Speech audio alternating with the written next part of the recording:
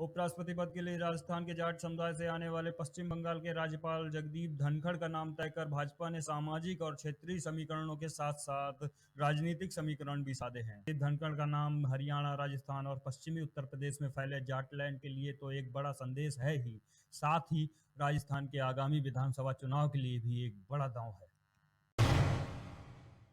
UP को एक और एक्सप्रेसवे की सौगात मिल गई है। पीएम मोदी ने बुंदेलखंड एक्सप्रेसवे की सौगात दी है। एक्सप्रेसवे के उद्घाटन पर पीएम मोदी के अलावा सीएम योगी ने भी डबल इंजन की सरकार में हो रहे विकास कार्यों को समझाया। लद्दाख में लाइन ऑफ एक्चुअल कंट्रोल पर भारत और चाइना की सेनाओं के बीच 16वें दौर की बातचीत रविवार को हुई। अब तक 15 बार दोनों देश बातचीत की टेबल पर आ चुके हैं, लेकिन समझौते पर नहीं पहुंच सके। गुजरात दंगे का ठीकरा राज्य सरकार के सर फोड़ने की साजिश रचने वालों की जांच कर रही एसआईटी के शपथ पत्र के बाद भाजपा ने सीधे सोनिया गांधी को कटघरे में खड़ा किया है।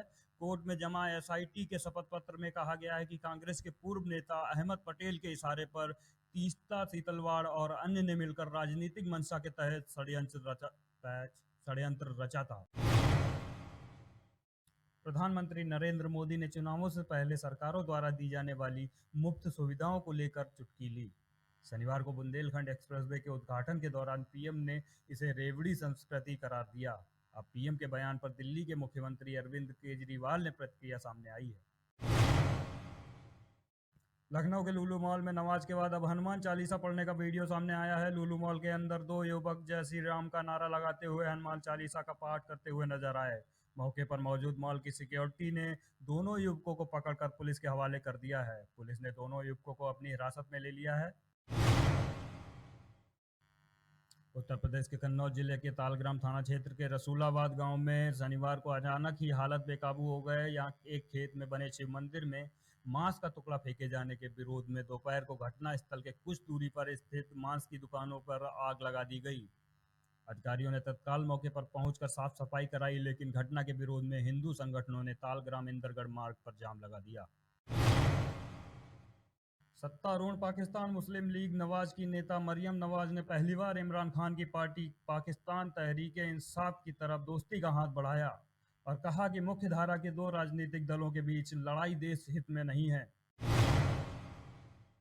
यूरोप में भीषण गर्मी पड़ रही है। आलम यह है कि यहाँ कई जलाशय सूख गए हैं। ऐसा ही एक जलाशय के पानी का स्तर जब कम हुआ तो काफी दिलचस्प चीज देखने को मिली।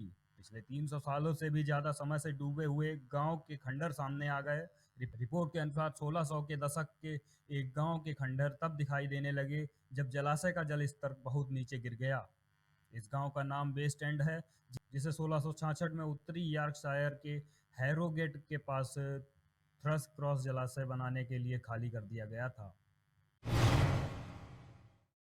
चीन में इस्लाम का स्वरूप कैसा होना चाहिए, इसको लेकर राष्ट्रपति शी जिनपिंग ने बड़ा बयान दिया है। उन्होंने कहा है कि चीन में इस्लाम का स्वरूप चीनी समाज के अनुरूप होना चाहिए। इसको लेकर शी ने अपने अफसरों को इस सिद्धांत को कायम करने के लिए प्रयास तेज करने को कहा है। देश और दुनिया की खबरों से अपडेट रहने के लिए आप अभी तक न्यूज चैनल को सब्सक्राइब करना ना भूलें और साथ ही हर न्यूज का नोटिफिकेशन पाने के लिए बेल आइकन को भी